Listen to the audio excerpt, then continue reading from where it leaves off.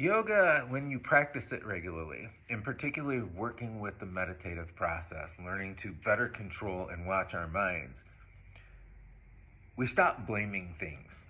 We stop blaming other people for things that happen, and we stop blaming uh, society and whatnot for what's going on directly in our lives. So when we look at, let's say, this current administration, everything that happens is always somebody else's fault. And regardless of how clear it is, it's the actions of this administration. They will never, ever take responsibility for it. So when we are looking at ourselves, we have to take this into account.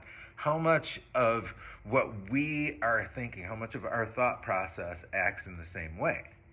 Now, it is common, especially when we are children, to constantly never take responsibility for anything and always want everything. So it is a very childlike state of mind. So the more that we develop as adults, both emotionally and intellectually, we start to better control that. We start to understand accountability for ourselves. But in working with the meditative process, we become more accountable to ourselves. We see what's going on in our minds. We see how things externally affect us. That doesn't mean the things that they do does not affect us directly, but it's not a matter of blaming. It's a matter of understanding that this concept of responsibility is a personal thing. And this is something that is definitely lacking in the Western world, and particularly here in the States, and particularly within our governmental structures. Nobody ever takes responsibility or personal accountability for anything. So the best that we can do as individuals within our communities is to look at ourselves. Take accountability.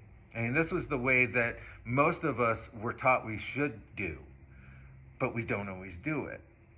So when we're looking at the process of the mind through our meditative process, we're looking to be aware of what's happening in the mind. And part of that is our personal accountability to our thoughts, to our emotions, and to our physical capabilities.